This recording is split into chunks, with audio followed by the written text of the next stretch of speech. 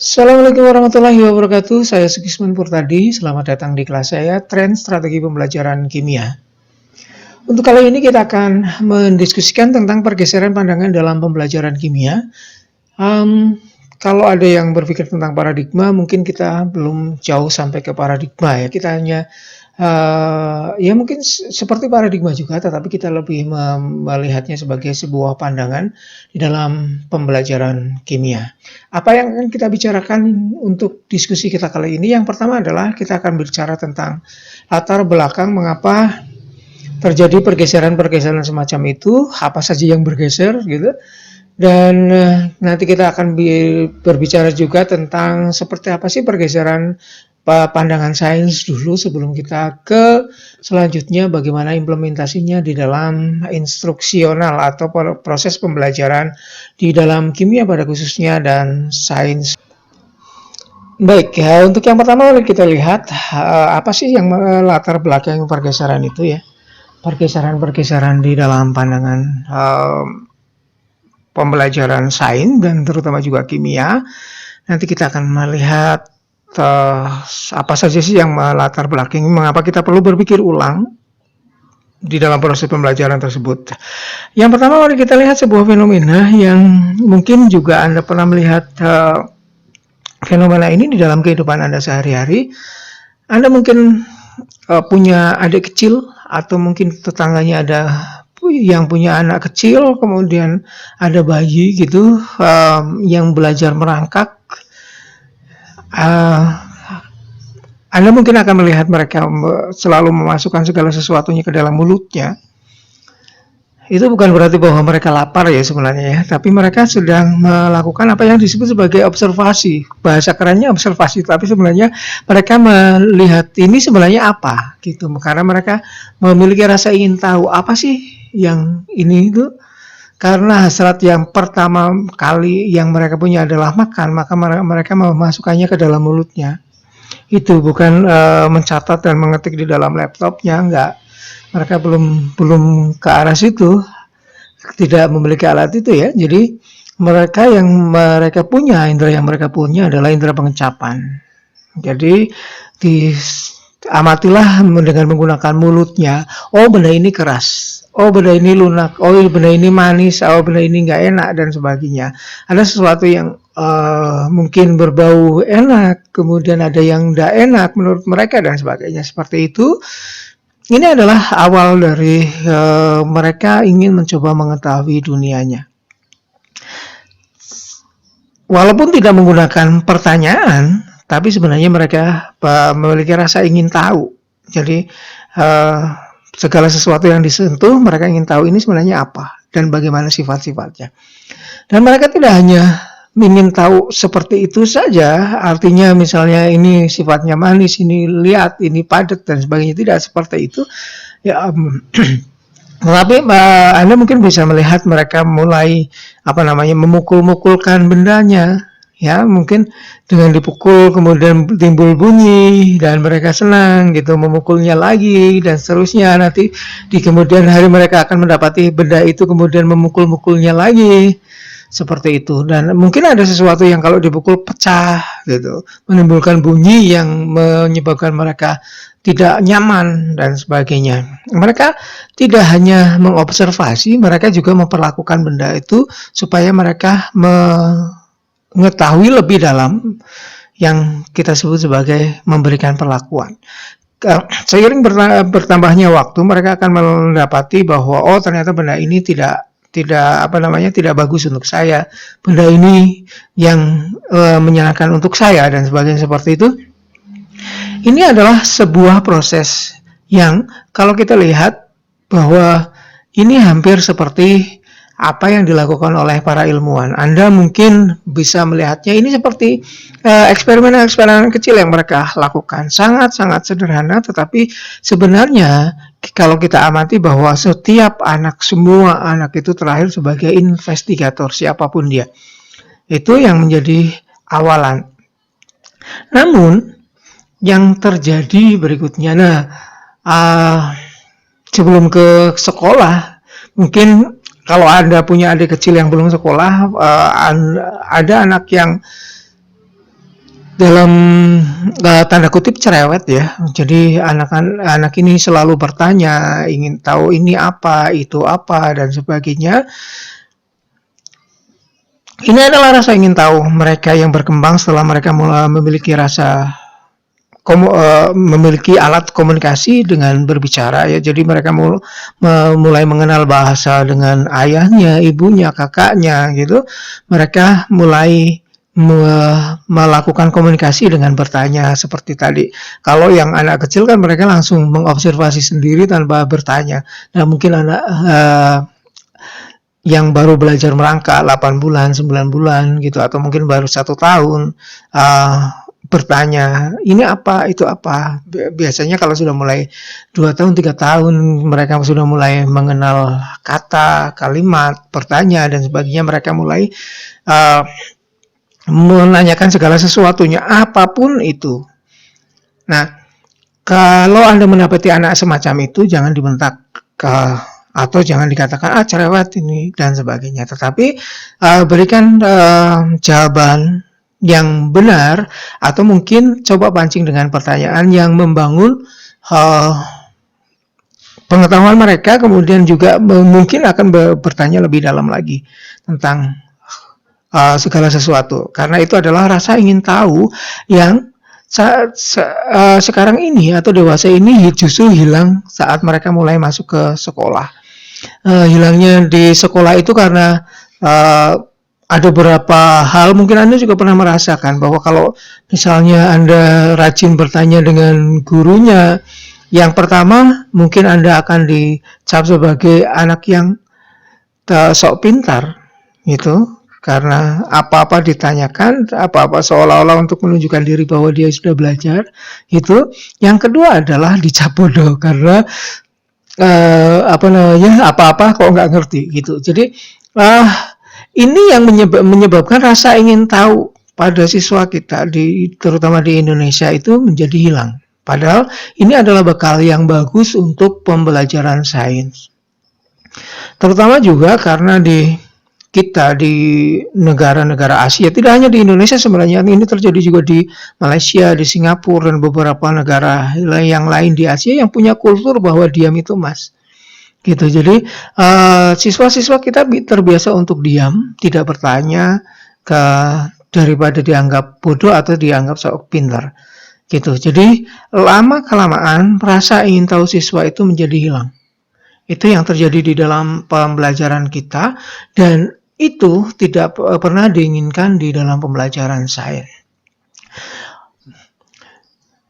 Dari sisi yang lainnya, setelah kita melihat bahwa ada rasa tahu yang hilang, kemudian rasa ingin menginvestigasi yang hilang selama proses persekolahan, mungkin sampai sekarang pun Anda terbiasa untuk diam saat Anda ada di dalam kelas, baik di kelas luring maupun daring. Anda lebih banyak terbiasa untuk diam, apapun tidak ditanyakan walaupun Anda nggak ngerti gitu. Takut dicap bodoh atau takut tidak sok aktif, sok pintar dan sebagainya. Nah, nanti setelah Anda tahu ini, coba untuk bangkitkan lagi rasa ingin tahu Anda ya. Jadi cobalah untuk memiliki proses pembelajaran, cobalah untuk memiliki belajar Anda sendiri, bahwa Anda belajar dengan proses itu, bahwa Anda kalau tidak tahu harus tanya gitu, atau belajar. Setelah belajar, Anda coba untuk berdiskusi. Yang paling Anda bisa andalkan adalah yang memberikan materi gitu. Jadi silakan Anda berdiskusi. Kalau Anda masih malu, coba untuk bertanya dengan teman-temannya, untuk saling bertanya dan sebagainya. Jangan biarkan hari-hari Anda terlewat dan nanti Anda menjadi guru yang juga menghilangkan rasa ingin tahu. Kemudian faktor yang lainnya atau hal lainnya yang juga muncul di dalam masyarakat kita sekarang, mungkin Anda sering dengar bukan hanya sekali dua kali, mungkin merasa, atau mungkin Anda juga merasa bahwa apa yang Anda pelajari selama Anda di sekolah tidak ada gunanya di dalam kehidupan sehari-hari. Anda belajar termodinamika, Anda belajar tentang Archimedes, Anda belajar tentang mol, tentang termokimia, tentang kesetimbangan dan sebagainya. Mungkin selama ini Anda tidak merasa bahwa itu ada kaitannya dengan kehidupan Anda sehari-hari. Juga bagaimana Anda belajar tentang susahnya membuat perkalian dengan angka penting. Anda masih ingat angka penting di fisika? Bagaimana itu digunakan di dalam penghitungan Anda sekarang? Mungkin Anda lupa bahwa ada aturan-aturan angka penting yang harus diterapkan di dalam sains. Ya, tidak hanya sains, tapi juga di dalam kehidupan sehari-hari.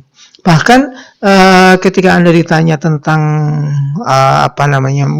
paling gampang misalnya tentang asam basa, mungkin waktu Anda belajar tentang asam basa di kimia tahu ya, tapi ketika praktek di dalam kehidupan sehari-hari Anda mungkin tidak terlalu ngeh bahwa itu adalah asam basa. Itu contohnya bagaimana mengatur supaya tanaman di sawah, di pertanian itu bisa subur. Itu sudah berapa sering Anda yang punya misalnya tetangga petani gitu mengingatkan untuk tidak terlalu banyak menggunakan pupuk-pupuk sintesis, karena Anda tahu bukan karena Anda diberitahu bahwa pupuk sintesis itu merusak tanah, tetapi bahwa Anda tahu bahwa ada kesetimbangan di dalam tanah yang tidak boleh diganggu dengan menggunakan berlebihan salah satunya. Nah, hal-hal semacam ini tumbuh di dalam masyarakat kita, bahwa sepertinya sekolah kita tidak berguna.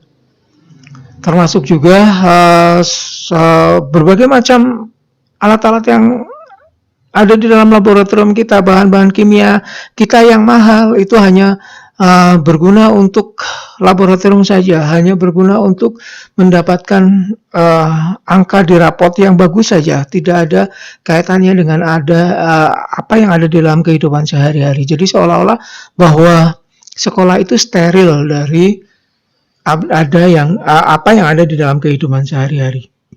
Itu yang muncul di dalam pikiran tidak hanya masyarakat kita, tetapi mungkin juga Anda, kita semuanya. Dan yang menjadi pertanyaan berikutnya adalah, haruskah kita berhenti dari belajar sains, atau mungkin apakah kita akan tetap meneruskan proses sains yang seperti itu, atau pembelajaran sains yang seperti itu, gitu ya? Karena kita merasa bahwa sains memang harusnya seperti itu, kimia ya seperti itu. Kalau Anda ditanya tentang kimia adalah mempelajari tentang materi, energi, dan perubahan yang menyertai perubahan materi itu. Gitu ya. Materi dan perubahannya serta energi yang menyertai perubahannya, seperti itu. Makanya kalau proses pembelajaran yang sekarang terjadi seperti itu, ya memang harus seperti itu. Mungkin ada yang berpikiran seperti itu. Jadi memang sains adalah ya seperti itulah sains, atau proses pembelajarannya seperti itu, atau kimia yang ya seperti itu. Mau apa lagi gitu. Itu yang menjadi mungkin yang harus kita tanyakan, karena pada hakikatnya atau pada intinya bahwa sebenarnya hidup itu sains. Gitu. Jadi mari kita untuk mencoba bertanya lagi bahwa kalau proses pembelajaran sains kita ternyata tidak ada gunanya dengan kehidupan sehari-hari, maka karena hidup itu sains dan sainsnya tidak berguna untuk hidup, jadi bagaimana? Jadi ada sesuatu yang salah di situ sebenarnya ya. Jadi hidup kita adalah sains. Contohnya adalah kimia. Hidup kita adalah kimia. Dari kita bangun tidur sampai tidur lagi, semuanya adalah kimia. Tidak ada sesuatu pun yang lepas dari kimia. Termasuk juga kalau kita bicara tentang bahan-bahan kimia, makanan yang tidak mengandung bahan kimia itu berarti nggak ada, gitu ya. Karena walaupun makanan itu berupa misalnya ada di dalam file kita, makanan itu juga tetap ada kimianya di situ karena ada elektronnya gitu ya. Jadi kita bicara tentang kimia itu menyeluruh dari sesuatu yang paling kecil, elektron atau subnya lagi, subnya subatom, ada elektron, proton, neutron, kemudian di subnya lagi ada muon dan sebagainya.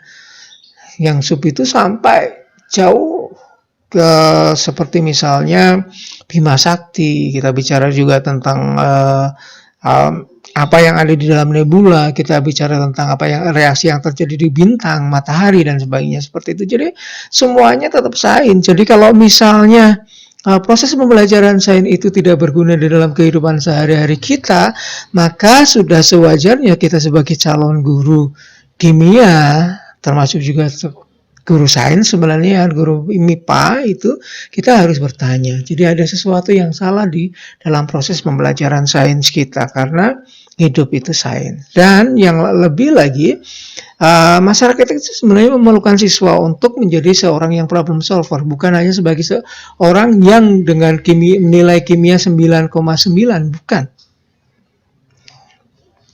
Tetapi sebagai seorang yang bisa memecahkan masalah yang ada dalam kehidupan sehari-hari dari tingkat yang sederhana sesuai dengan tingkatan pendidikannya, dari SD, SMP, SMA, kemudian juga kalau sudah lebih dari itu Anda yang sekarang S1, S2 dan seterusnya, Anda diminta untuk menjadi seorang yang desainer. Jadi menciptakan desainer itu tidak selalu seperti teknik, arsitek dan sebagainya yang rumit dan kompleks ya, tetapi desainer yang dimaksudkan di sini apapun yang bisa digunakan untuk memecahkan masalah, mendesainnya seperti apa, kemudian menjadi seorang arsitek dalam tanda kutip gitu ya, jadi membangun solusi dari berbagai masalah yang mereka temukan dari masalah lokal. Ini bukan ini saya salah antara logika dengan lokal ya, ini maksudnya adalah lokal, nasional dan juga global nantinya. Jadi masalah-masalah itu yang diinginkan oleh masyarakat kita, baik masyarakat di sekitar kita sendiri dalam lingkup yang kecil, keluarga misalnya atau RT. Mungkin Anda sebagai seorang kimia mungkin kadang ditanya gitu ya, bagaimana sih cara mengatasi apa namanya sampah misalnya, atau yang Anda hidup di daerah pertanian, bagaimana sih caranya membuat jagung-jagung itu lebih gede gitu, atau mungkin tomat-tomat itu sebesar labu, jangan terbalik labunya sebesar tomat ya.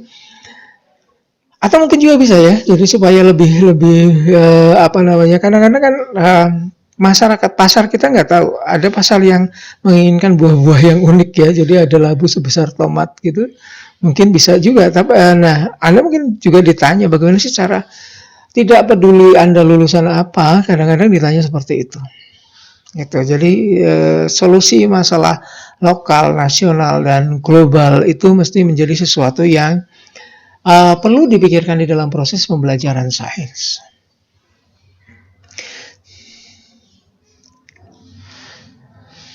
Oleh karena itu kita perlu berpikir ulang tentang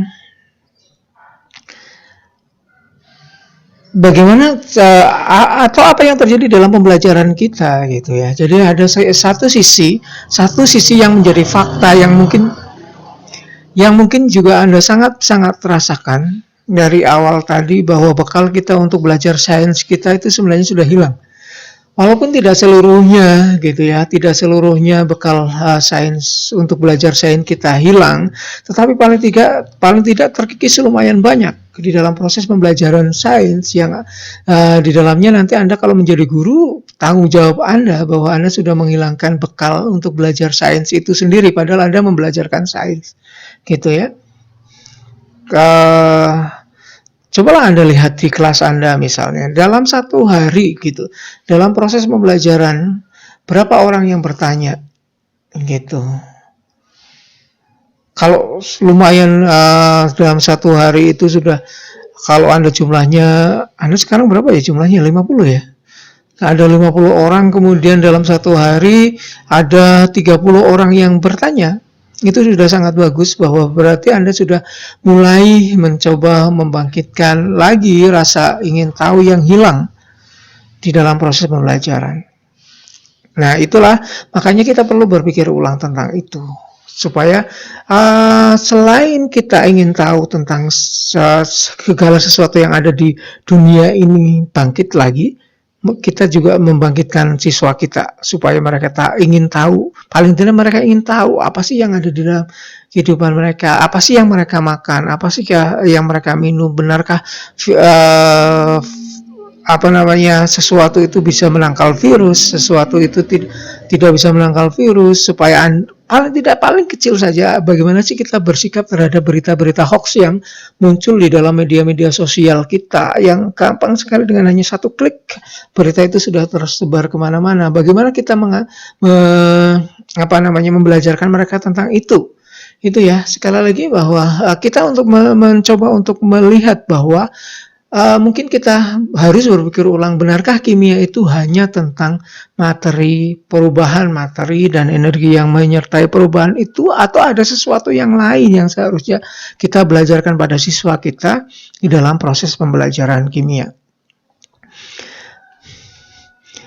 Baik, berikutnya kita masuk ke pandangan tentang sains. Ya, mudah-mudahan tadi sudah membangkitkan minat Anda untuk mencoba berpikir ulang tentang proses pembelajaran, dan kita masuk lagi satu lagi, yaitu tentang pergeseran pandangan tentang sains yang sebenarnya masih berkaitan dengan yang tadi, bahwa kita perlu berpikir ulang tentang proses pembelajaran kita, tapi kita mencoba untuk melihat lagi apa sih yang dimaksud dengan sains yang sekarang dewasa ini berkembang, yang mungkin belum terlalu menjadi mainstream ya,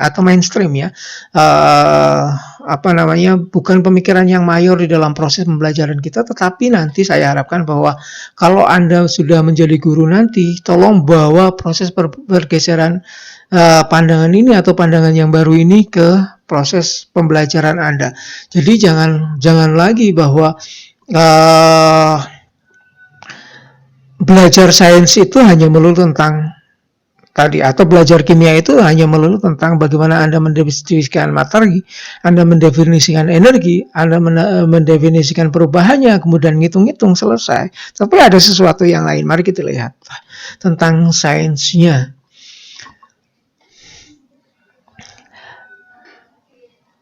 Yang pertama adalah sekarang telah terjadi pergeseran dari bahwa belajar itu adalah, atau proses pembelajaran itu belajar tentang fakta. Belajar fakta itu artinya seperti ini, bahwa selama ini kita selalu menekankan bahwa siswa sudah tahu tentang apa sih yang dimaksud dengan laju reaksi. Laju reaksi adalah itu, atau mungkin dari reaksi-reaksi berikut ini manakah yang merupakan redox. Dari reaksi-reaksi berikut ini manakah yang merupakan autoredox. Hitunglah berapa jumlah molnya. Gitu. Jadi atau mungkin Anda sudah sangat hafal tentang hukum-hukum Dalton gitu, berkaitan dengan atom, atau mungkin hukum yang berkaitan dengan yang lainnya gitu. Mana yang merupakan asam Lewis misalnya, atau Brownstedt-Lowry. Yang seperti itu adalah belajar tentang fakta. Kita bukan berarti bahwa fakta itu semuanya ditinggalkan, tidak, tetapi kita mencoba untuk bergeser ke, atau pandangan saya yang sekarang sudah bergeser ke arah bagaimana kita bisa menjelaskan fenomena alam. Jadi sekali lagi, bukan fakta itu tidak ditinggalkan. Bagaimana kita bisa menjelaskan fenomena alam tanpa kita tahu tentang konsepnya. Jadi konsep-konsep yang tadi bukan hanya berhenti pada konsep saja kemudian ditanyakan atau mungkin dihafal gitu ya, kemudian dituliskan lagi, bukan hanya seperti itu, tetapi lebih dari itu. Tadi kita sudah berbicara bahwa ada keberatan dari masyarakat kita bahwa sains kita itu sebenarnya tidak bisa menjelaskan atau tidak berguna untuk kehidupan sehari-hari mereka. Makanya kemudian banyak anak yang tidak lagi ingin belajar tentang sains, mereka lebih ingin belajar tentang teknik, ya, komputer dan sebagainya, yang bisa langsung aplikasi, kerjaannya lebih lebih cepat kerja, lebih banyak duit gitu.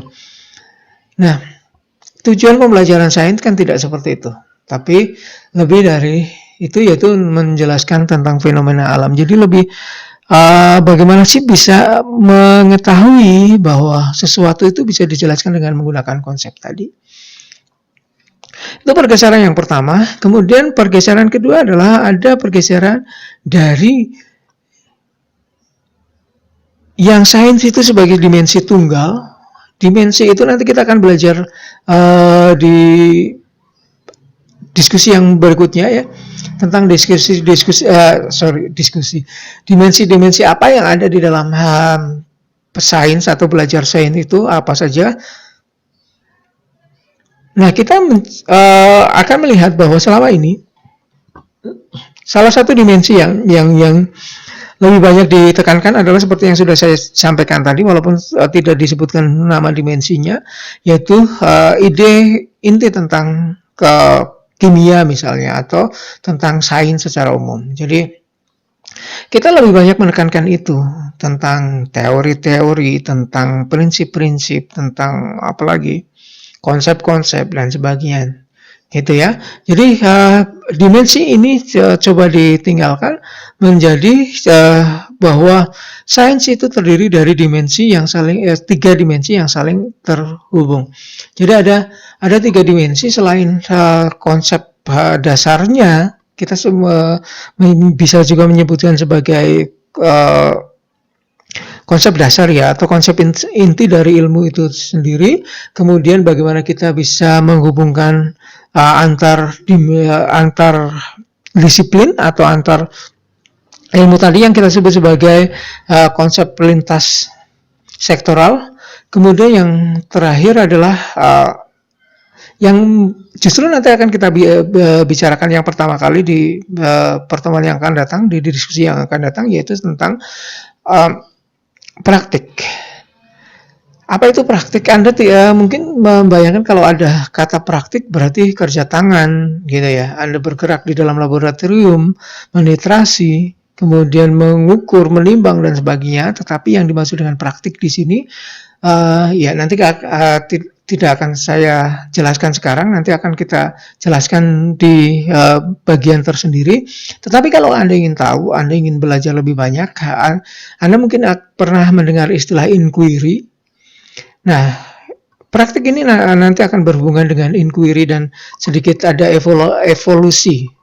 Ya, ada perubahan dari inquiry, tidak hanya maknanya saja, tidak hanya tentang definisinya saja, atau mungkin Anda lebih simpelnya Anda mengatakan bahwa ini ada perubahan, hanya perubahan istilah saja, ya. Kadang-kadang orang yang sangat pesimis dengan ilmu-ilmu pendidikan mengatakan bahwa pendidikan itu hanya mengubah-ubah istilah saja, pada intinya sama. Enggak, jadi ada beberapa hal yang harus kita perhatikan mengapa sih inquiry itu berubah menjadi praktik. Nanti kita akan kita diskusikan di pokok bahasan berikutnya. Pergeseran yang berikutnya setelah kita melihat dari sisi dimensinya adalah Anda mungkin pernah merasakan bahwa sains, kalau Anda ditanya tentang teknik, mungkin akan saya tidak belajar tentang teknik, atau anak teknik saya tidak belajar tentang sains, saya tidak tahu tentang kimia, gitu. Atau mungkin kalau Anda kimia, saya tidak tahu lebih dalam tentang bagaimana sih kalau misalnya tentang titrasi supaya bisa mendapatkan titrasi yang tepat. Anda mungkin sampai Anda semuanya masih daring, ya. Jadi mungkin sampai saat ini, mungkin sampai di semester 4 ini kadang-kadang masih bagaimana sih cara mendapatkan tetesan terakhir yang tepat ekivalen saat kita meneteskan asam di basa, gitu. Basa di asam, ya. Supaya warna PP-nya itu tepat di titik ekivalen, tidak kebanyakan. Kalau sudah menjadi ungu yang sangat tua itu kita sudah sangat sedih, ya. Nah, bagaimana sih cara membuat supaya persis sama di situ? Mungkin Anda berpikir bahwa itu kerjanya orang teknik, gitu ya. Jadi ini adalah yang kita pikirkan itu di dalam pembelajaran. Anda pikirkan hal itu di dalam kehidupan sehari-hari, banyak hal atau banyak pertanyaan yang disampaikan dan kita rasakan bahwa kita selalu kadang-kadang terdiam bahwa saya kimia tidak belajar tentang itu tugasnya orang teknik gitu, bukan.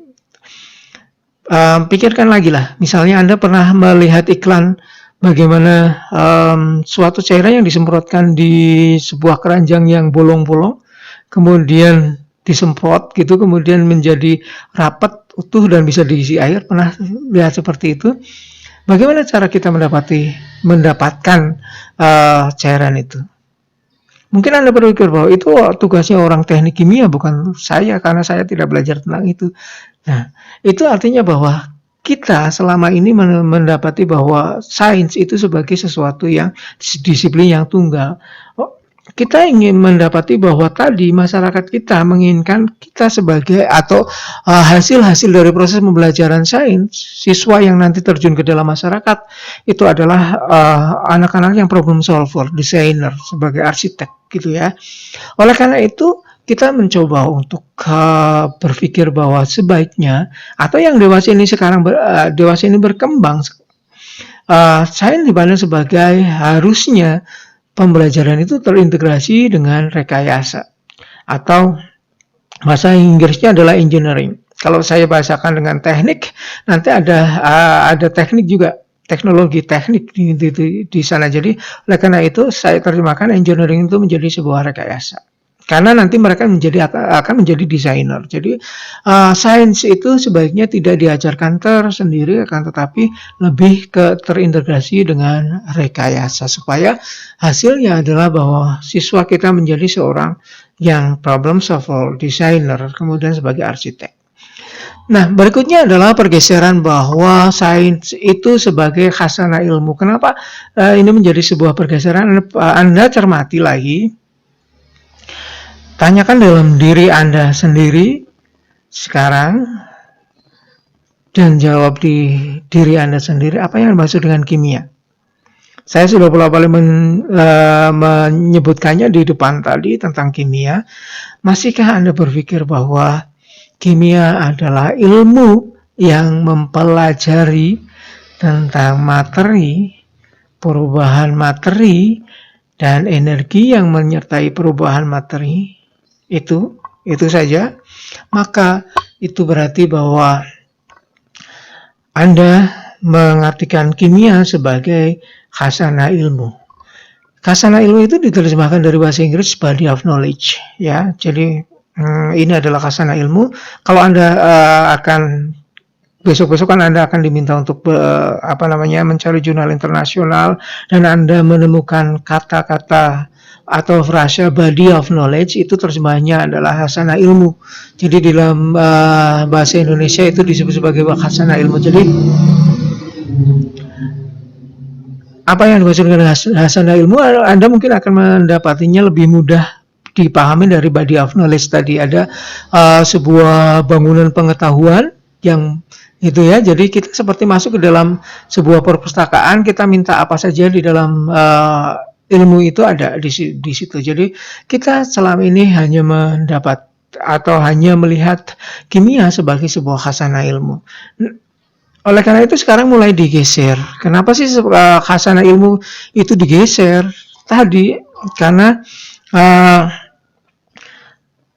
kita tidak menginginkan bahwa siswa kita adalah seorang yang berpikir bahwa sains itu steril dari sesuatu yang ada di dalam kehidupan sehari-hari mereka. Jadi sains itu ya yang ada di dalam buku. Sudah keluar dari buku atau kemudian masuk ke dalam otak, setelah keluar dari sekolah sudah selesai, tidak ada lagi. Baru kita bisa membukanya saat ada di dalam sekolah. Bukan seperti itu. Gitu ya. Oleh karena itu menjadi bergeser. Perubahannya menjadi sains sebagai cara untuk mengetahui Jadi bukan lagi sebagai ilmu yang kita dalami, tetapi menjadi sains sebagai cara untuk mengetahui. Jadi sains itu menjadi sebuah cara saja untuk mengetahui segala sesuatu yang ada di alam ini, karena sains itu kan berkaitan dengan bagaimana kita mempelajari alam gitu ya. Jadi bukan ilmunya yang mempelajari, tetapi kita dengan menggunakan sains, kita membelajarkan siswa bagaimana mereka mengetahui alam. Bisa dipahami ya sampai di sini ya. Jadi sains itu bukan yang kita pelajari untuk supaya belajar sains atau belajar kimia itu bukan sesuatu yang supaya hasilnya siswa tahu tentang fakta-fakta yang ada di dalam kimia, konsep-konsep, prinsip, hukum dan sebagainya. Bukan itu, tetapi kita mulai menggesernya menjadi sains. Di dalam proses pembelajaran sains kimia ya, kadang oke lah, di dalam otak Anda tolong ditransit langsung. Kalau saya bicara tentang sains itu berarti kimia ya. Jadi kalau kita belajar tentang kimia, kalau kita membelajarkan kimia kepada siswa kita, itu berarti bahwa kita membelajarkan mereka dengan menggunakan sains untuk mengetahui apa yang ada di dalam di sekitar mereka. Di sekitar mereka itu bukan berarti hanya lingkupnya keluarga, lingkupnya rumah, tidak. Sekitar mereka itu sudah lebih dari itu, sampai ke Bima Sakti. Oke, sebelum kita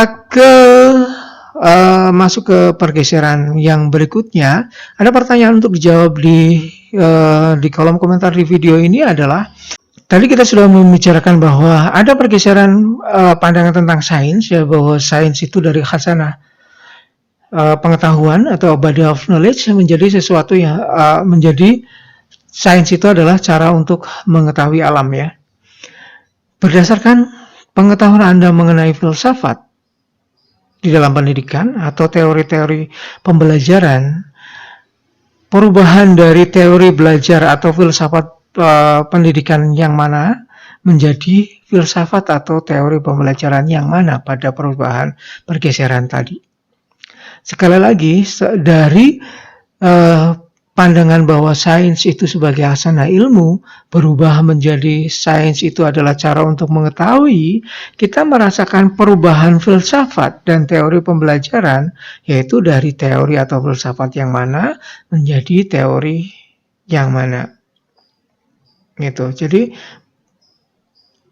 itu yang mendasari pergeseran pandangan tersebut ya. Jadi semula dari teori atau filsafat yang mana, kemudian adanya pergeseran ini atau yang mendasari pergeseran ini adalah filsafat yang mana, itu ya, atau teori belajar yang mana. Silakan Anda ketik jawaban Anda di kolom komentar di video ini.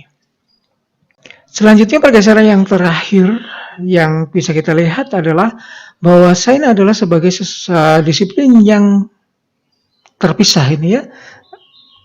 Belum selesai mengetiknya. Jadi sains sebagai disiplin yang terpisah, berdiri sendiri gitu, sebagai disiplin yang mandiri yang tidak terkoneksi.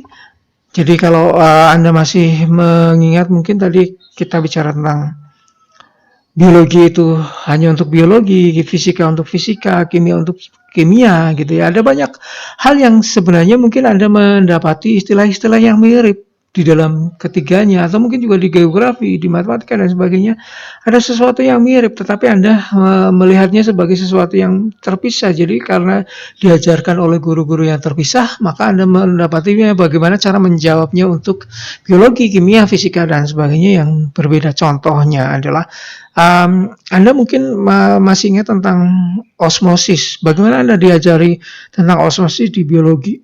Gitu ya. Kemudian ternyata kata ini muncul juga di dalam kimia, tekanan osmosis. Anda merasanya bahwa tekanan osmosis itu berbeda dengan osmosis yang di biologi, hanya nyerempet-nyerempet sedikit gitu ya. Jadi itu sesuatu yang terpisah. Nah, itu artinya bahwa sains itu sebagai sesuatu yang masih terpisah satu dengan yang lainnya. Karena kita melihat bahwa Toh kita bisa sama-sama bicara tentang osmosis, mengapa kita tidak bisa membicarakannya menjadi satu kesatuan yang utuh, sehingga kalau kita bicara tentang tanaman, kita tidak hanya, oh ini osmosis secara biologi, oh ini osmosis secara kimia, enggak seperti itu. Tetapi bagaimana sih kita membuat tinjauan itu menjadi sesuatu yang utuh, sehingga tanamannya hidup. Kalau kita bertengkar, oh saya orang biologi, saya harus osmosisnya hanya gini. Kalau saya belajar kimia, saya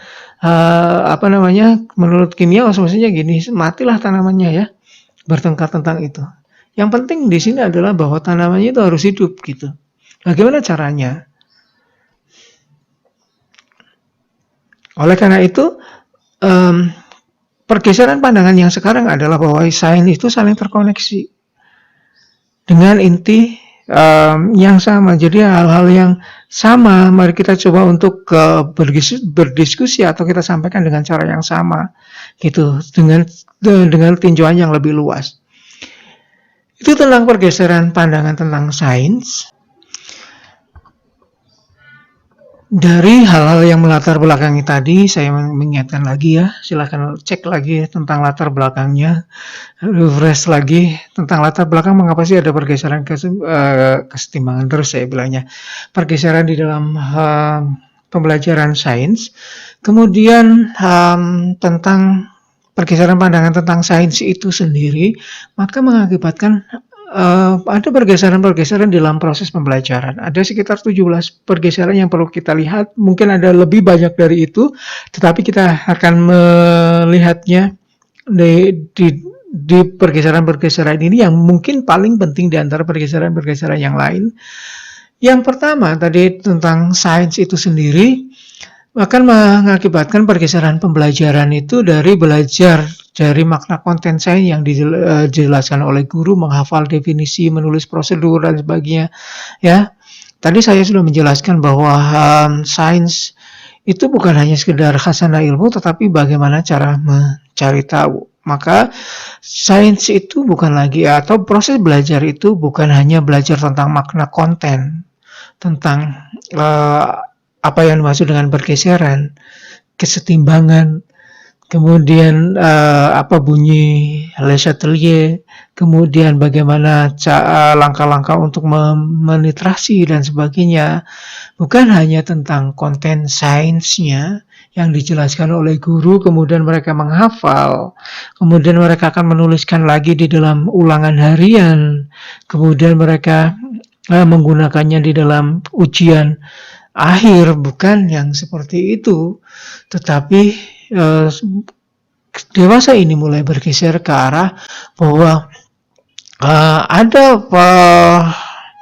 ada penekanan-penekanan pada yang dilakukan oleh para pendidik sains dewasa ini, bahwa proses belajar itu adalah membangun pemahaman yang mendalam tentang sains dan engineeringnya atau rekayasa, karena sains dan rekayasa tadi sudah menjadi satu, nanti akan menjadi satu. Oke, saya akan selalu menuliskan SNI gitu. Itu artinya sains dan rekayasa. Kemudian bagaimana memahami fenomena dan mendesain solusinya. Jadi lebih dari itu di dalam belajar, hasilnya bukan mereka tahu tentang fakta, konsep, prinsip, prosedur. Bukan tentang itu, tetapi mereka dapat membangun pemahaman yang mendalam. Oh, ternyata laju reaksi itu seperti ini. Oh, ternyata sifat-sifat perak itu seperti ini. Oh, ternyata lebih luas lagi, sifat-sifat unsur itu seperti ini. Jadi kalau ada orang yang bilang bahwa kalau air minum itu kemudian direbus 3 kali akan muncul arsen, misalnya seperti itu, mereka akan menolak bahwa tidak akan mungkin muncul arsen di dalam air minum yang tidak ada arsennya di awal, kecuali kalau memang ada arseniknya gitu di awalnya, walaupun direbus sekali, 2 kali, 3 kali, ya tetap ada arseniknya gitu. Bukan karena direbusnya, tetapi karena memang ada arseniknya, memang seperti itu. Jadi mereka tahu, atau mungkin mereka lebih, kalau air minum direbus 3 kali menjadi arsenik, kenapa tidak kita rebus menjadi 7 kali saja, biar jadi apa? Jadi emas gitu. Ya, atau mungkin direbus bukan 7 kali, mungkin lebih dari itu ya. Karena emas itu kan lebih lebih dianggap sebagai lebih mulia gitu ya. Oleh karena itu mungkin rebusannya bukan ditambahkan, tapi dipangkatkan 3 kali pangkat 3 pangkat 3, mungkin jadi 27 kali direbus airnya, habis dong. Ya, jadi emas.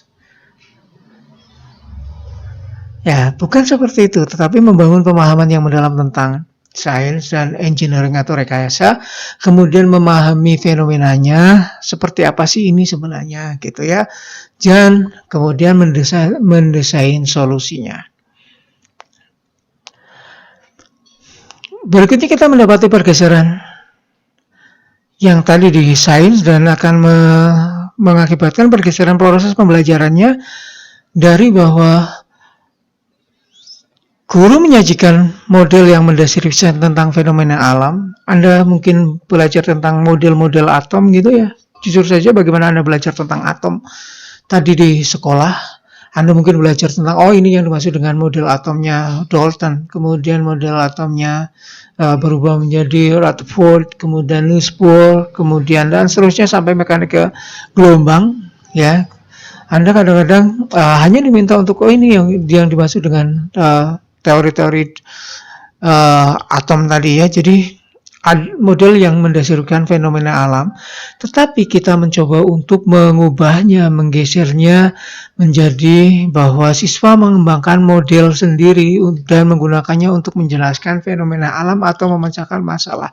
Jadi kita mencoba untuk melihat lagi bahwa apa yang disampaikan oleh ilmuwan-ilmuwan kita, ilmuwan kimia atau kimiawan-kimiawan kita tentang misalnya atom, itu adalah bagaimana cara mereka untuk menjelaskan fenomena alam dan kemudian memecahkan masalah yang berkaitan dengan hal tersebut. Contohnya, Dalton berpikir bahwa kalau seperti itu berarti segala sesuatu itu sebenarnya terdiri dari atom.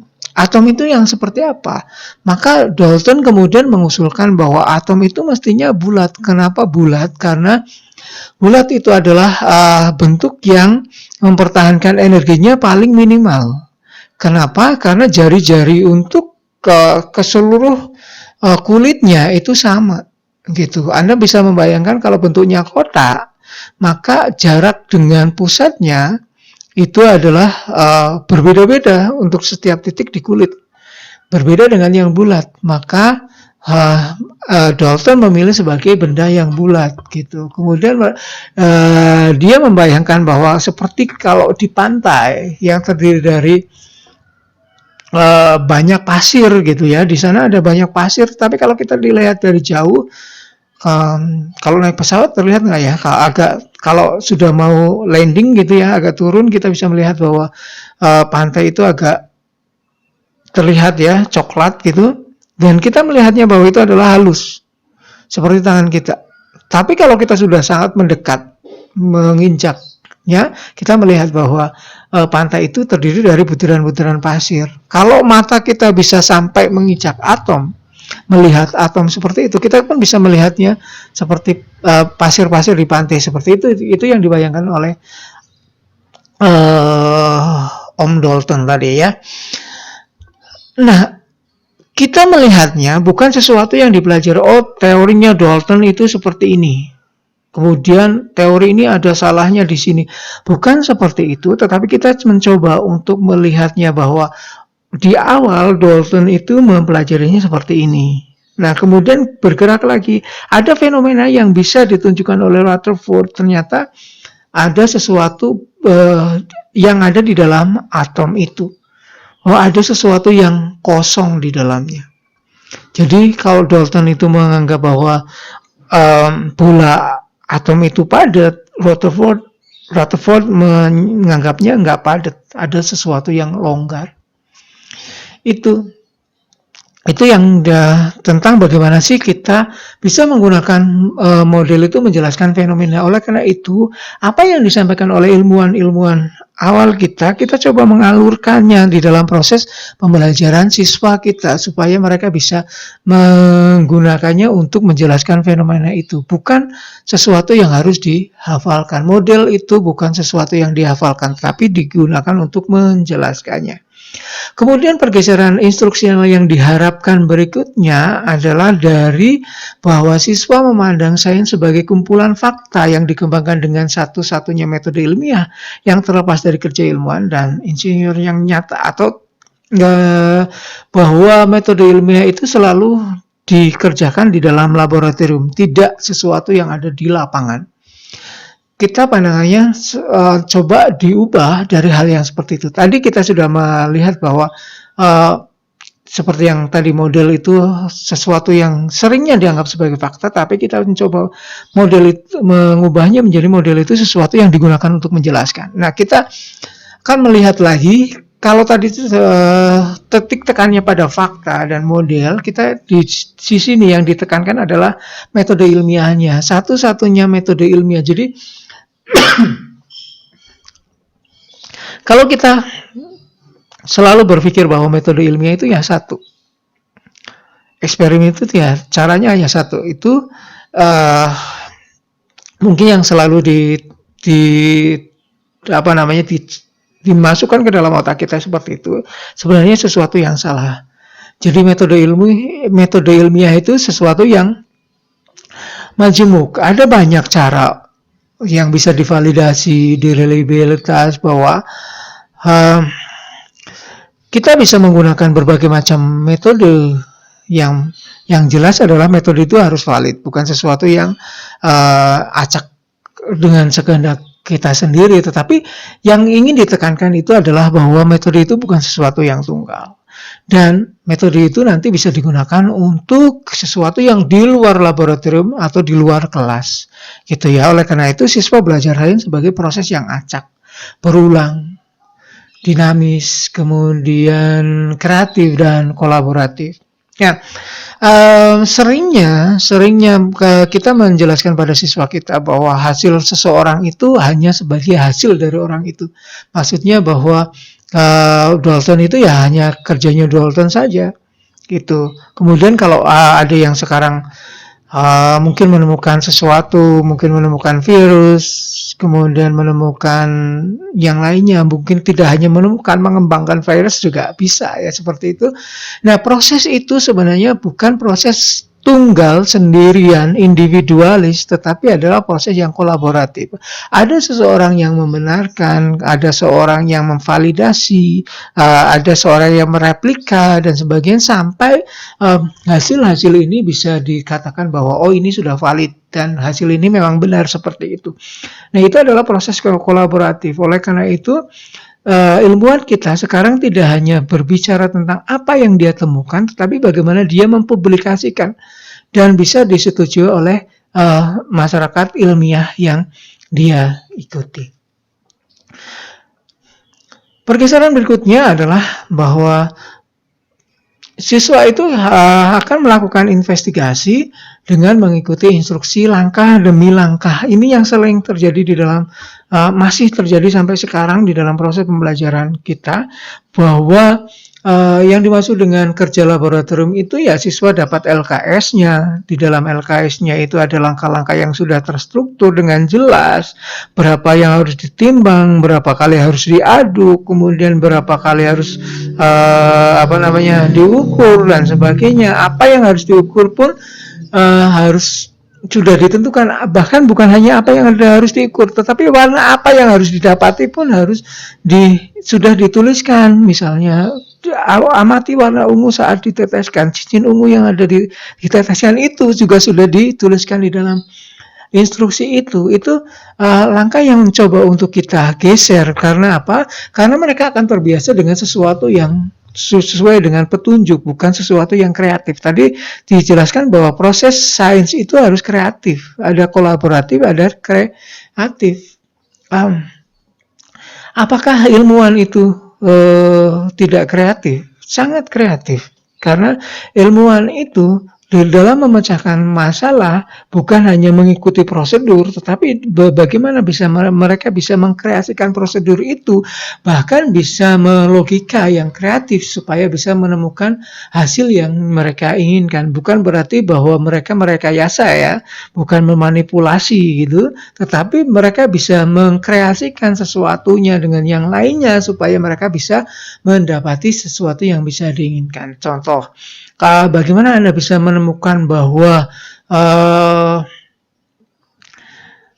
ada kain yang bisa membersihkan diri sendiri, atau kain yang selalu bisa bersih terus-terusan, kain yang selalu rapi terus-terusan? Kalau Anda tidak pernah mencoba, bagaimana sih kita bisa menambahkan di dalam serat kainnya sesuatu yang bisa mempertahankan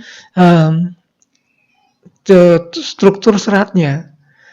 Kemudian supaya mereka tidak menyerap kotoran, seperti apa sih, dan sebagainya seperti itu. Jadi apa saja yang perlu ditempelkan di dalam selulosanya itu. Kalau ilmuannya tidak kreatif, maka tidak akan ditemukan seperti itu. Oleh karena itu, praktik di dalam pembelajaran itu kita juga melatihkan untuk memberikan pelajaran yang relevan dan dengan dunia nyata, yang mendorong siswa menginvestigasi atau menyelidiki gitu, dan memecahkan masalah menggunakan berpikir kritis gitu. Jadi bukan hanya selalu yang semuanya sudah ditunjukkan ini itu dan sebagainya, sampai akhirnya sampai kesimpulannya pun sudah ditunjukkan, harusnya dapat kesimpulan ini, kalau tidak diperoleh kesimpulan itu berarti salah.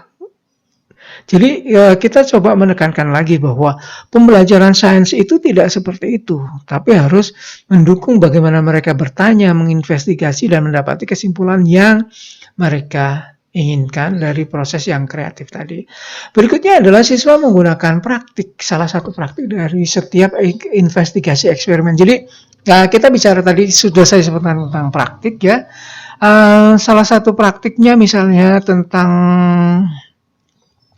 merencanakan dan menginvestigasi, maka di kita biasanya hanya salah satu saja, misalnya tentang bertanyanya saja, tentang menjalankan prosedur tadi ya. Kemudian atau mungkin kalau Anda lihat di LKS, bahkan siswa tidak dibelajarkan untuk melihat atau memperlihatkan praktek-praktek itu semuanya secara mandiri. Semuanya dituntun tanpa siswa sadari. Gitu ya. Jadi kita tidak melatihkan dengan cara yang benar. Nah, oleh karena itu kita mencoba untuk menggeser dari satu praktik. Nanti praktik akan kita bicarakan di bahasan berikutnya. Bahwa siswa menggunakan pemahaman atau membangun pemahaman sains dan rekayasa tadi dengan menggunakan berbagai praktik dalam investigasi, eksperimen, dan kerja lainnya. Jadi praktek-praktek itu dibangun. Jadi di dalam diri siswa itu, mereka paling gampang adalah Anda bicara tentang keterampilan inquiry ya. Tidak hanya tentang keterampilan inquiry-nya, tapi juga tentang pemahaman inquiry-nya itu sendiri yang kita sebut sebagai praktik. Dan mereka membangunnya berdasarkan proses yang terjadi secara kompleks, tidak hanya satu persatu, tetapi proses itu memang diperlukan di dalam investigasi itu untuk memecahkan masalah yang diberikan, gitu. Itu yang diinginkan di dalam proses pembelajaran dewasa ini. Pergeseran berikutnya adalah konten dan praktik sains itu diajar terpisah. Ini yang masih terjadi juga sampai Anda kuliah di semester berapa ini sekarang? Semester 6. Ya, sekarang Anda sudah di semester 6, mungkin masih merasakan bahwa praktek dan Anda belajar paling gampang lah kimia dasar ya. Saya di kimia dasar, di praktikum kimia dasar, tapi saya tidak mengajar di kimia dasarnya. Anda mungkin belajar bahwa saya belajar kimia dasar di kelas dengan praktikum itu kadang-kadang sesuatu yang terpisah, tidak nyambung sama sekali. Di praktikumnya bicara apa, di kelasnya bicara apa. Nah, paling susahnya lagi, hal itu sering terjadi di kelas-kelas di tingkat SMA. Ya, jadi di kelas kita bicara konten, di Di laboratorium kita bicara tentang keterampilannya. Padahal harusnya keduanya menjadi satu kesatuan untuk memperoleh pengetahuan atau pemahaman sains secara utuh. Jadi konten dan praktik sains itu terintegrasi. Kalau memang dia perlu laboratorium, kalau perlu demonstrasi, kalau perlu kerja laboratorium, kalau perlu kerja lapangan dan sebagainya, maka harus kita sediakan supaya mereka bisa memahami sains itu secara utuh dan bisa menggunakannya di dalam bagaimana mereka bisa memecahkan masalahnya. Itu yang diinginkan dari pergeseran yang tadi.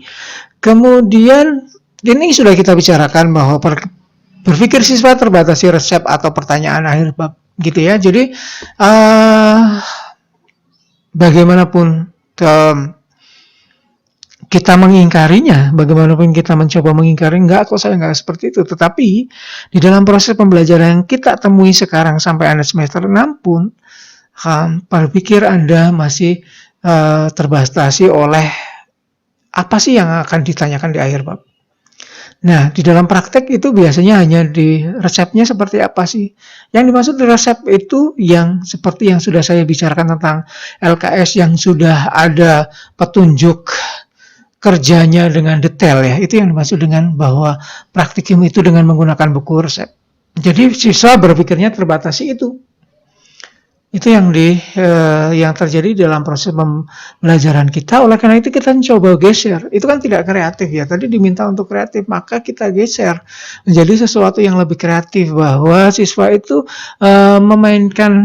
menggunakan nalarnya atau reasoningnya, explaining and reasoningnya, kemudian argumentasi siswa untuk memahami laboratorium dan juga buku teksnya. Jadi buku teksnya itu dipahami dengan menggunakan nalarnya, mengapa seperti ini, mengapa argumentasinya harus seperti itu, kemudian mengapa sih Rutherford menjelaskan bahwa di dalamnya kosong, mengapa sih dia bisa menemukan seperti itu yang dijelaskan.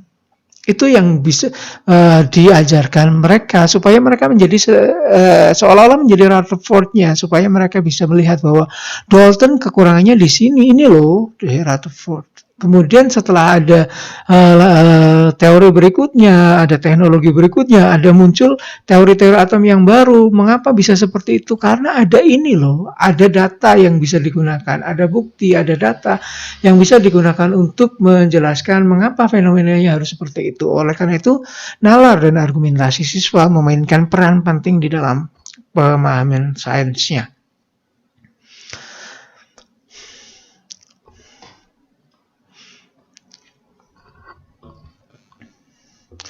Kemudian ini juga yang mendapatkan kritik yang harus diubah, yaitu bahwa catatan siswa itu adalah kemampuan mereka dalam mengambil catatan.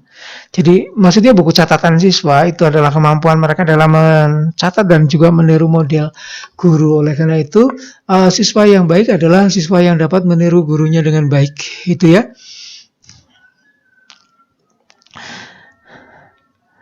Itu yang kita coba untuk ubah, bahwa tidak seperti itu seharusnya sebuah proses pembelajaran. Kita tidak menekankan bahwa catatannya harus ini, bukan berarti bahwa mereka tidak harus mencatat, tetapi bahwa catatan itu digunakan untuk kita kalau sebagai seorang guru untuk melihat bahwa siswa proses berpikirnya seperti apa.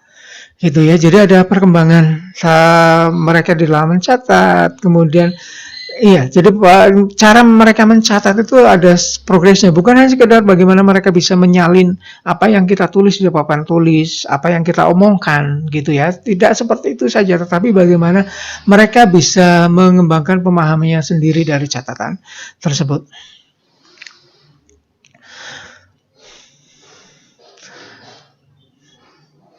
Kemudian ini sudah kita bahas di sains dan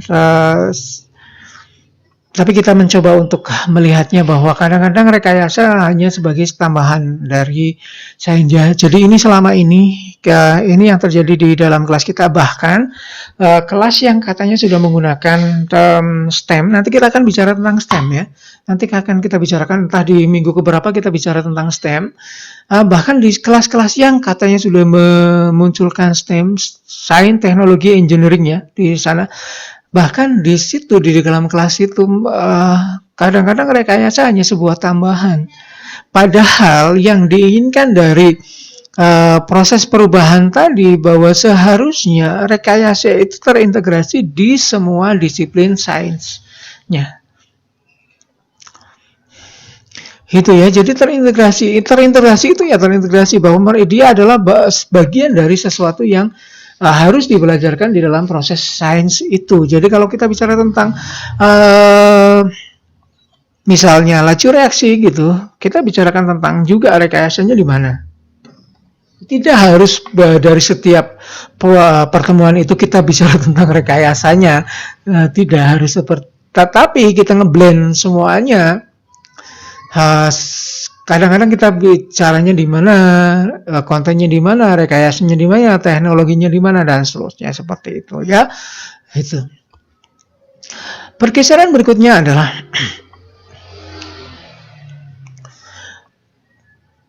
kita selama ini melihat bahwa proses sains itu hanya sesuatu yang untuk dipelajari dan atau diaplikasikan dan dilakukan. Ya sudah, bahwa proses inquiry itu ya mulai dari bertanya, kemudian mengumpulkan data sampai mengkomunikasikan sesuatu yang sudah dipelajari saja kemudian dilakukan.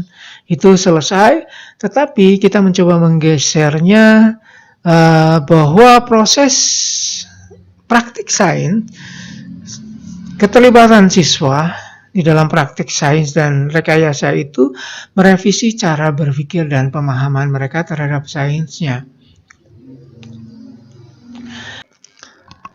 Pergeseran berikutnya adalah bahwa yang sering kita temui ya dalam pembelajaran kita, bahwa siswa selalu melihat secara pasif, mereka pasif ya, melihat atau berpartisipasi dalam investigasi atau eksperimen yang diarahkan oleh gurunya. Jadi proses yang walaupun sepertinya aktif, tetapi sebenarnya mereka pasif, hanya mengikuti langkah-langkah yang sudah diatur oleh gurunya. Tidak ada kesempatan mereka bisa berkreasi. Padahal kalau kita di laboratorium kimia waktu Anda di SMA, Anda kan sangat-sangat suka melihat bahan-bahan, alat-alat yang mungkin tidak pernah ditemui di rumah kita gitu ya. Seperti itu, kemudian kita ingin tahu kalau tadi dicampur warnanya merah, kalau yang ini dicampur warnanya jadi apa gitu ya, seperti itu. Nah, kebanyakan guru kita menempatkan siswanya secara pasif seperti itu. Nah, kita mencoba untuk menggesernya menjadi bahwa siswa itu harusnya terlibat secara aktif. Mengapa? Itu yang Anda bisa melihatnya sendiri. Saya tidak harus menjelaskan lagi mengapa harus terlibat secara aktif ya. Jadi mengapa siswa harus terlibat secara aktif dan kenapa kita bergeser ke arah situ, tadi sudah dijelaskan di awal. Tadi silakan dilihat lagi.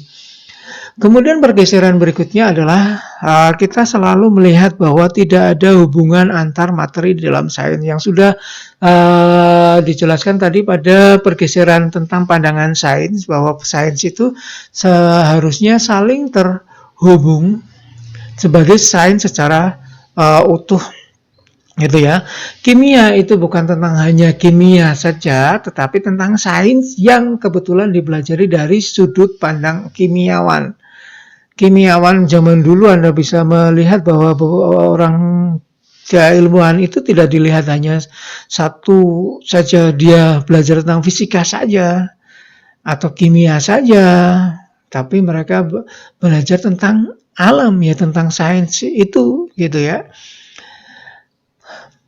Kemudian juga terjadi pergeseran bahwa ini yang kadang-kadang kita mengabaikannya, bahwa menulis dan membaca tidak ada hubungannya dengan belajar sains ya. Tadi walaupun catatan tadi kita tidak menekankan bagaimana mereka mengulang apa yang dibacakan oleh gurunya, apa yang dituliskan oleh gurunya di papan tulis, tetapi kita menekankan bahwa catatan itu juga menjadi sesuatu yang perlu. Mengapa? Karena dengan menggunakan menulis, membaca, berbicara, mendengarkan, itu mereka akan menguatkan literasi sains itu, gitu. Jadi saya mungkin belum bicara tentang literasi sains ya, tapi sebenarnya di awal saya juga sudah menyinggung sedikit dalam lingkupan literasi sains. Salah satunya adalah bagaimana kita bisa mengaplikasikan sains itu di dalam kehidupan sehari-hari, gitu ya. Jadi bagaimana memahami sains itu sebagai konsep, kemudian proses dan produk, proses dan sikap ya, atau konsep, proses dan sikap. Itu yang ditempatkan. Mengapa kita menginginkan mereka untuk menulis, juga membaca, kemudian mereka menyampaikan sesuatu, mendengarkan dan sebagainya. Itu adalah bagian yang penting dari belajar sains. Kita tidak boleh melupakan itu, gitu ya. Oleh karena itu praktikum itu tidak hanya selesai pada praktikumnya saja, tetapi kita diminta untuk mereka membuat laporannya. Ini berkaitan dengan pergeseran yang berikutnya, bahwa komunikasi siswa-siswa itu terbatas pada kegiatan dengan hasil belajar yang sudah pasti. Jadi seperti misalnya sekarang kalian berkumpul berkelompok 2 orang atau 3 orang, kemudian silakan jawab LKS ini. Ya, proses komunikasi siswa tidak hanya berhenti di situ. Komunikasi saling bertanya, kemudian kamu dapat apa? Kalau aku yang seperti ini, kalau menurutku yang seperti itu dan sebagainya. Maka prosesnya ini yang kita tekankan, bahwa komunikasi siswa itu bersifat produktif, menggunakan praktik untuk menjelaskan fenomena dan pemecahan masalah tadi, gitu ya. Bukan kamu jawabannya apa untuk pertanyaan LKS nomor ini, enggak, bukan seperti itu. Tetapi data kamu apa? Menurut saya ini, menurutku ini, gitu. Dari yang aku baca gini, tapi dataku gini, menurutmu gimana? Mungkin dataku salah dan sebagainya, seperti itu. Itu yang menjadikan komunikasi itu menjadi lebih produktif. Pergeseran berikutnya adalah pertanyaan guru itu mengkonfirmasi jawaban yang benar. Ini yang terjadi banyak sekali di laman, termasuk juga anggapan Anda selalu bertanya, Pak Kisman, untuk pertanyaan ini yang benar seperti apa? Itu masih menempatkan Anda sebagai seorang yang belum kreatif, karena menganggap bahwa pertanyaannya itu jawabannya satu yang benar, gitu ya. Saya menginginkan Anda untuk menjadi seorang yang kreatif, bahwa pertanyaan itu bisa dijawab dengan berbagai macam jawaban, tetapi dengan menggunakan logika dan argumentasi yang benar. Konsepnya harus benar, argumentasinya benar, reasoningnya benar, gitu. Tetapi tidak berarti bahwa kalimatnya harus itu, konsepnya harus itu, enggak. Tidak, tetapi bagaimana Anda bisa menyampaikan, termasuk pertanyaan saya di dalam video tadi, Anda harus bisa melihat secara umum, secara lebih dalam, bagaimana cara menjawab pertanyaan dari saya. Itu ya, jadi mulai sekarang Anda coba untuk menggeser pikiran Anda dulu sebelum Anda menjadi guru, bahwa pertanyaan itu mencari respon, gitu. Bagaimana siswa menggunakan reasoningnya tadi, argumentasinya tadi ya. Jadi pikirannya itu dulu sebelum Anda kemudian mengembangkan pertanyaan Anda menjadi model-model pertanyaan seperti yang sudah saya sampaikan, gitu ya. Termasuk juga nanti kalau Anda mengikuti kuliah saya di beberapa mata kuliah, mungkin ya pertanyaan-pertanyaan saya mungkin akan sangat membingungkan Anda, karena Anda sudah terbiasa dengan jawaban sing bener piye, gitu ya.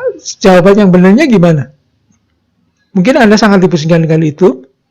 Mulai sekarang pikirlah bahwa Anda harus kreatif. Anda harus menekankan Anda punya konsep apa. Nah, oleh karena itu matangkan konsepnya dulu, karena itu awalnya. Konsepnya apa, kemudian reasoningnya bagaimana, kemudian Anda baru berargumentasi. Baik, ada pergeseran juga bahwa belajar itu harus ada di kelas. Ini yang terakhir ya, tapi mungkin ini yang menjadi sesuatu yang sedikit bergeser, hanya sedikit saja, hanya sedikit bergeser di masa ini, bahwa belajar itu mungkin tidak di kelas, bisa di Zoom, tapi yang dimaksud bukan itu. Tetap saja, walaupun belajarnya online, mereka harus punya kelas tersendiri dan sebagainya ya, belum berkembang lebih dari sekedar kelas. Jadi belajar itu seharusnya di dalam pergeseran ini menjadi sesuatu yang settingnya bisa bermacam-macam. Maka bisa belajar itu bisa dimanapun gitu ya, bisa di mana, pasar, internet, di kebun. Bukan berarti bahwa siswanya kemudian dengan gurunya bareng-bareng pergi ke pasar, kemudian mereka bicara tentang ini sampah, ini coba ambil salah satu bungkus permen, lihat komposisinya, tidak seperti itu. Tetapi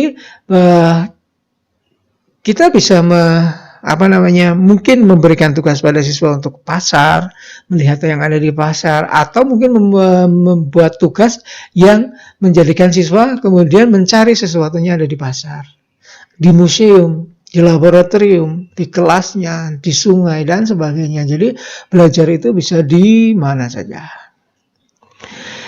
Oke, terima kasih. Itu yang sudah saya sampaikan, yang kita diskusikan untuk hari ini. Tetap semangat untuk belajar. Saya akhiri. Assalamualaikum warahmatullahi wabarakatuh.